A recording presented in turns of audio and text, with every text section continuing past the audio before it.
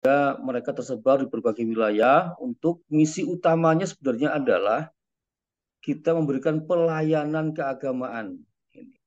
Karena yang krisis atau yang sangat kurang itu memang pada pelayanannya. Jadi misalnya melayani menjadi imam, melayani menjadi khotib, bahkan pada pelayanan misalnya tajhizul janais. Ya, ada yang meninggal dunia, bagaimana para dai kita bisa melakukan pemulasaraan jenazah itu. Nah, ini yang dilakukan oleh para dai kita. Di samping itu juga para dai kita tentu berdakwah ya, berdakwah untuk mengajak mereka bisa beribadah dengan baik ya, akidahnya juga biar tidak terkontaminasi, tidak terkontaminasi. Ini masih pagi-pagi puasa Pak Kawian ya, di akidah-akidah yang tidak benar ya. Kemudian juga kita harapkan mereka juga bisa mengkloning diri mereka. Jadi para dai ini mengkloning dirinya Mengkader lah katakanlah begitu ya. sehingga ketika pulang nanti sudah ada kader-kader lokal.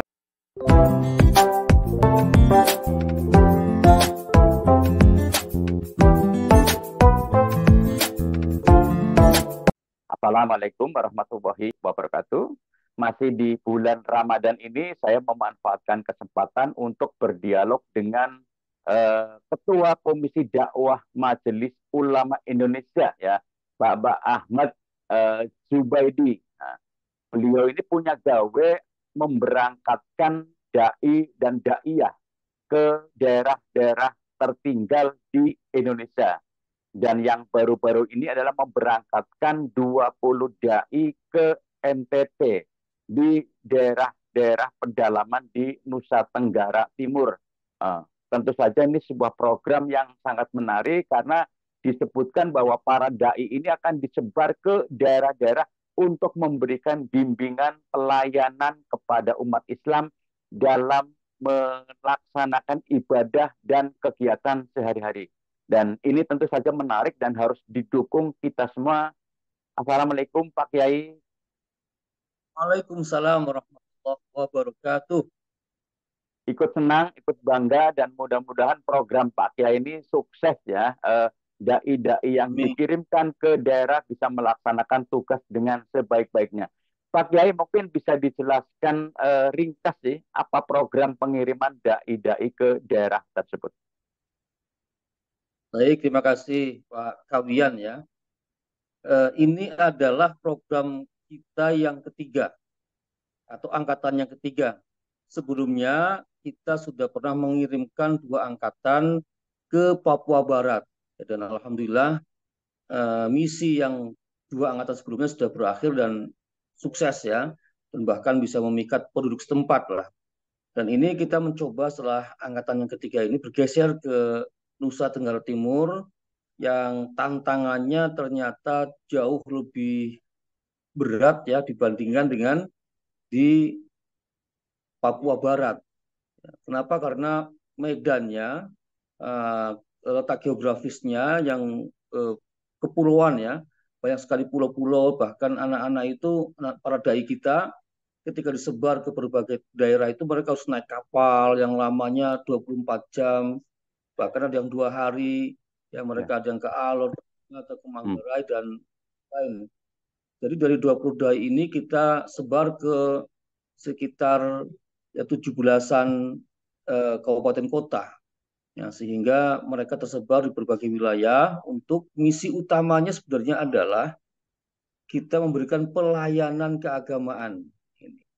Karena yang krisis ya, atau yang sangat kurang itu memang pada pelayanannya. Jadi misalnya melayani menjadi imam, melayani menjadi khotib, bahkan pada pelayanan misalnya tajhizul janais. Ya, ada yang meninggal dunia, bagaimana para dai kita bisa melakukan pemulasaraan jenazah itu. Nah, ini yang dilakukan oleh para dai kita. Di samping itu juga para dai kita tentu berdakwah ya, berdakwah untuk mengajak mereka bisa beribadah dengan baik ya, akidahnya juga biar tidak terkontaminasi, tidak terkontaminasi, tidak terkontaminasi. Ini masih Hmm. pagi-pagi puasa kalian ya. Di akidah-akidah yang tidak benar ya. Kemudian juga kita harapkan mereka juga bisa mengkloning diri mereka. Jadi para dai ini mengkloning dirinya sehingga Mengkader punya, lah, katakanlah begitu ya. sehingga ketika pulang nanti sudah ada kader-kader lokal Yang yang meneruskan. meneruskan. Oke.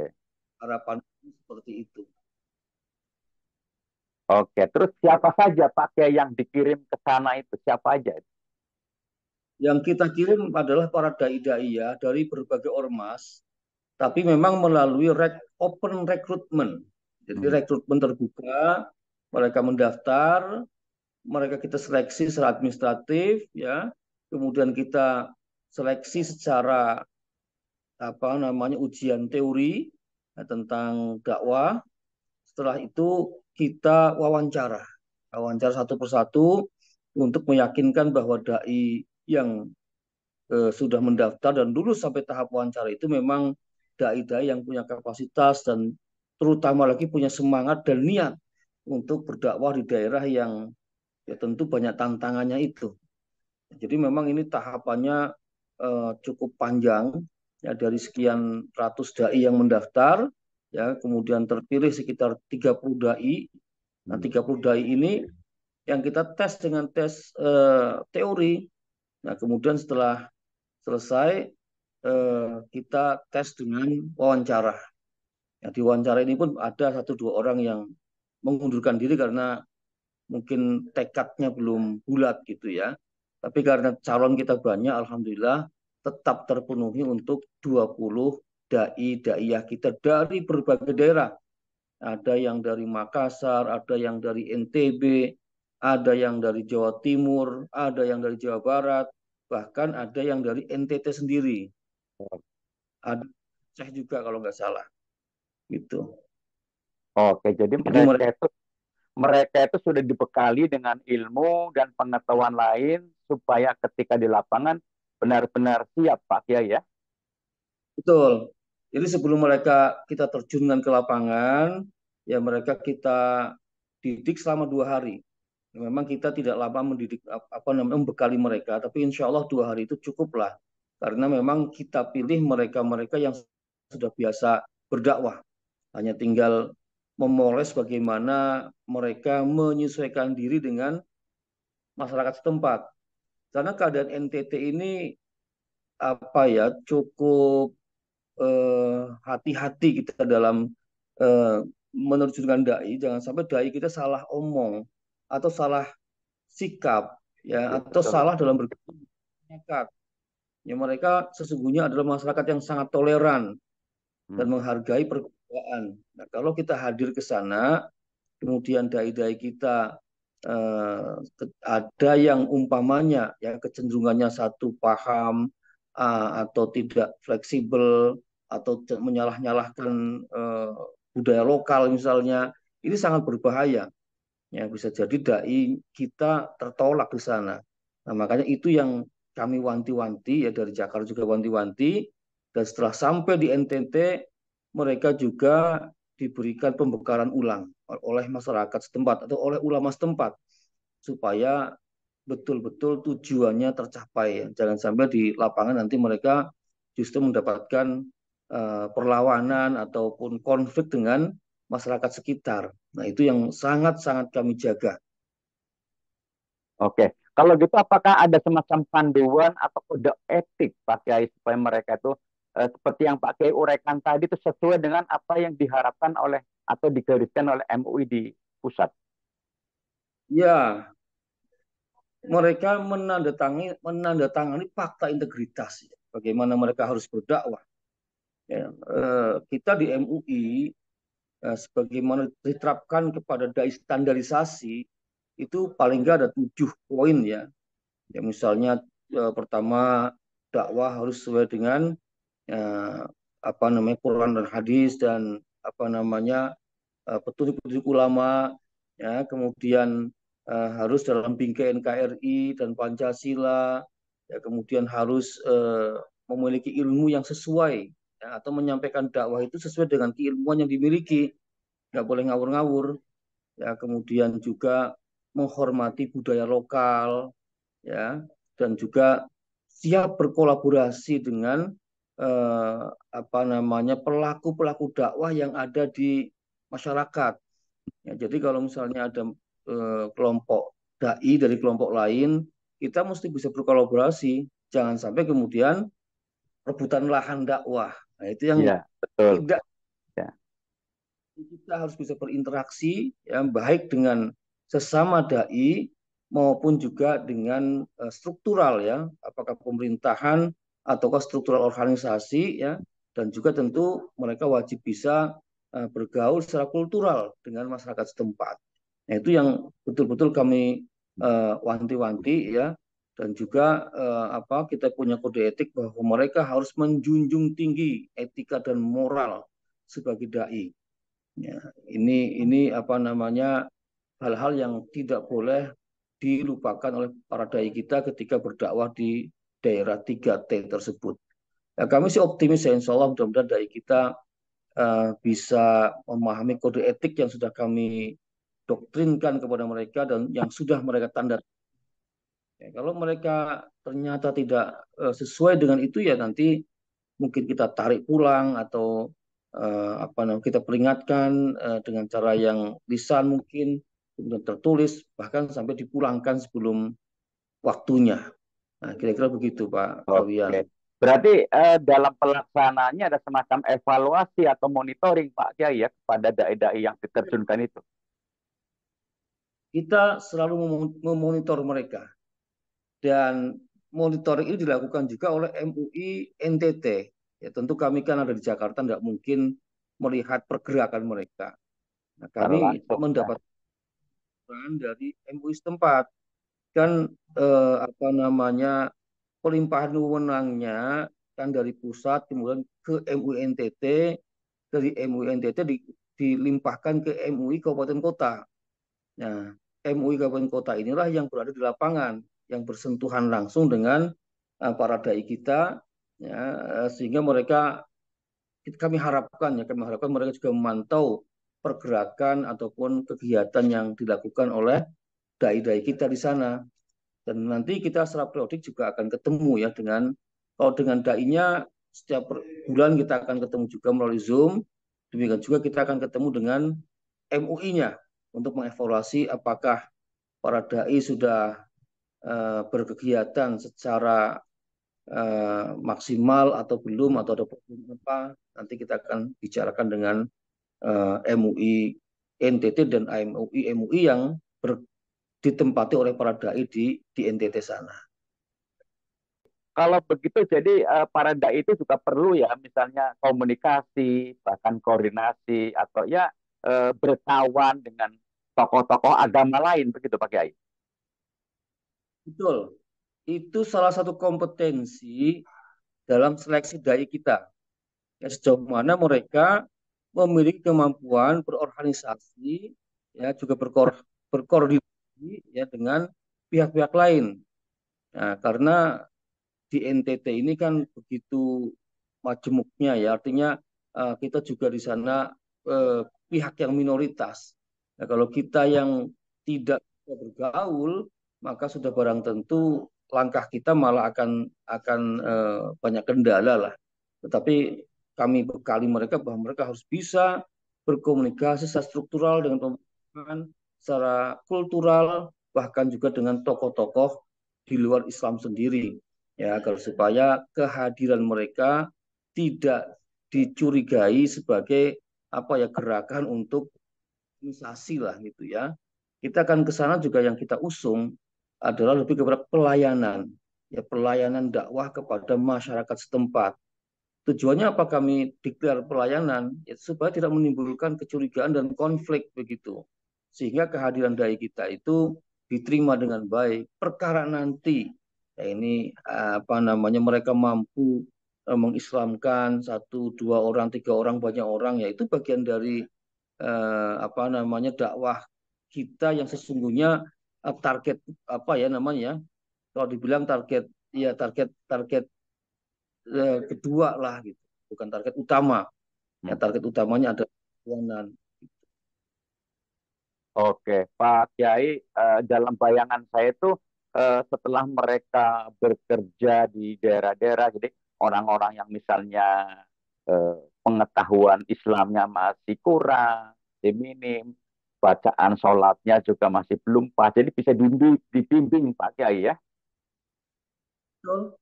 Jadi mereka itu ya dari mulai mengajar, mengaji, ikro atau dengan metode apapun ya, yang penting bagaimana anak-anak ya ini digarap, diberikan pendidikan Al-Quran sampai bisa baca Al-Quran, juga kalangan remaja dan dewasanya.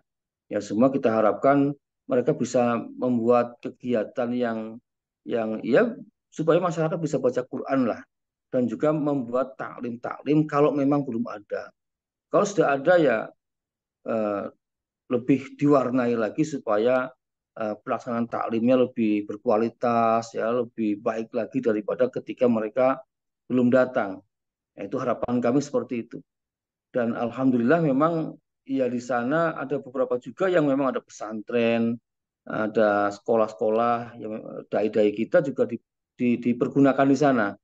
Nah, cuman saya pun sudah bilang kepada para dai, jangan berorientasi kepada yang sudah mapan. Yang sudah mapan kalau diminta bantuan, oke nggak apa-apa, Anda silakan ikut mengajar, Anda ikut berpartisipasi pada lembaga-lembaga yang mapan.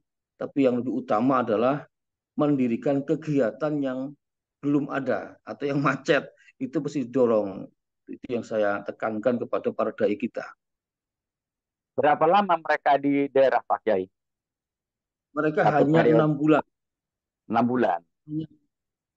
Biasanya satu Setelah tahun, tapi ini apa namanya kemampuan kita dari segi pendanaan ya baru kita pertimbangkan 6 bulan ya, insya Allah 6 bulan, tetapi tidak menutup kemungkinan nanti ada perpanjangan. Mungkin mereka yang diperpanjang atau mungkin kita rekrut dai baru. Oke, terus bagaimana untuk biaya hidup, biaya transportasi, pakai jangan-jangan misalnya eh, setengah bulan, ongkosnya untuk keliling habisnya itu kan jangan sampai terjadi itu Pak Kiai. Betul, ya itu bagian dari diskusi kita dengan para dai kemarin. Ya memang di lapangan mereka menghadapi kendala bahwa ongkos transportasi mahal sekali. Ya kalau mereka harus mobile ke sana kemari, naik perahu, naik kendaraan, apalagi kalau sampai pesawat ya. Maka saya tekankan kepada mereka, orientasi dakwah mereka jangan terlalu luas. Jangan kecuali diberikan akses oleh pihak MUI setempat, monggo. Kalau dibiayai, kalau ada yang mengajak, monggo. Atau Target mungkin kami ada, pemerintah daerah setempat Pak Kiai ya. ya betul, Pemdanya mau memfasilitasi, monggo. Tapi kalau nggak ada, target saya sebenarnya nggak terlalu muluk-muluk. Di kampung itu saja, kalau ya semula dakwahnya tidak bergerak, lalu dengan kehadiran mereka dakwahnya bergerak, berjalan, ya, saya kira itu sudah cukup bagus sekali, gitu. Jadi tidak muluk-muluk mereka harus keliling ke hutan-hutan, kemana gitu. Ini memang dakwah yang sangat mahal. Ini perlu supporting dana yang luar biasa. Ini memang kita masih kalah dengan mereka lah. Ya, kalau mereka sudah siapkan dana yang cukup besar untuk semua operasional. Ya, terus terang ini kelemahan kami di operasional memang. Kami tidak membekali mereka operasional untuk mobilitas di sana. Kami hanya memberikan semacam kafalah ya yang cukup hidup di sana. Insya Allah cukup untuk hidup di sana. Nah, tapi untuk mobilitas kalau mereka naik perahu, naik pesawat itu ya tentu tidak mencukupi karena itu butuh dana yang sangat besar. Maka memang saya kembalikan kepada orientasi yang penting dakwah di lingkungan Anda berada berjalan dengan baik. Nah, itu yang kemudian menjadi penekanan kami. Tapi tetap saja mereka harus membangun jejaring supaya ada kesempatan, ada peluang dakwah yang lebih luas karena difasilitasi ya tadi mungkin oleh MUI, mungkin oleh pemerintah, Pemda, atau mungkin oleh apa namanya pihak-pihak lain yang muksinin ya, yang ikhlas untuk itu gitu ya. Yang penting dalam koridor yang tidak mengikat dan cara yang halal. Oke, Pak Kiai kan tentu saja mereka juga ada yang punya keluarga. Apakah di bawah apa mungkin di daerah asal mereka. Terus mereka kan udah honorarium begitu Pak Kiai kan? Jadi mereka ini syaratnya adalah belum berkeluarga. Oh, Ya, belum berkeluarga. Karena kalau sudah berkeluarga, repotnya luar biasa. Ya kan, kita harus mampu menanggung beban kebutuhan keluarganya. Pun tak cukup ya, kalau cuma finansial nggak cukup juga karena ya mereka harus berpisah dengan keluarga selama 6 bulan atau bahkan kalau yang 1 tahun kan kasihan juga. iya. Ya, jadi untuk program ini memang kami memprioritaskan ya mereka-mereka yang fresh graduate ya yang baru keluar ya umurnya sekitar 25 sampai 35 tahun. Ya, itu pun dengan syarat yang belum berkeluarga. Dan alhamdulillah ada 4 orang perempuan dari daiyah kita. Oh, ya. Oke, Pak Kiai, terus supportingnya dari mana Pak Kiai? Tentu saja kan eh, anggaran MUI kan tentu terbatas ya. Nah, supportingnya dari mana Pak? Kerjasama dengan Kita di siapa Pak? Kami kerjasama dengan Basnas ya, Badan Amil Zakat Nasional. Basnas lah yang membiayai seluruhnya. Ya, tentu hal lain yang mungkin masih kurang ini kurang itu kami pun mencari dukungan ke pihak lain. Ya, sementara ini belum ada dukungan masuk, tapi seperti tahun-tahun yang lalu, ya di samping Basnas juga ada Pegadaian Syariah ya yang ikut mendukung terlaksananya program dai di Papua Barat ya di 2 tahun yang sebelumnya.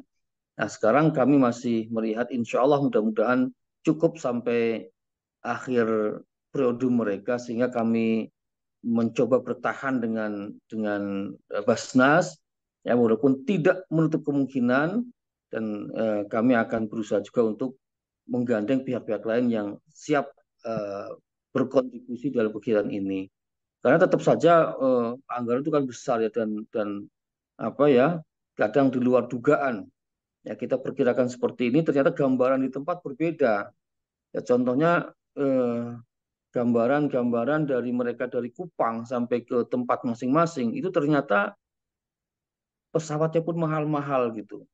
Nah, ada di tempat yang siap mengcover, ada yang ya mohon maaf katanya lagi tidak ada anggaran sehingga apa membutuhkan bantuan dari pusat. Ya gini-gini kan di luar dugaan kami.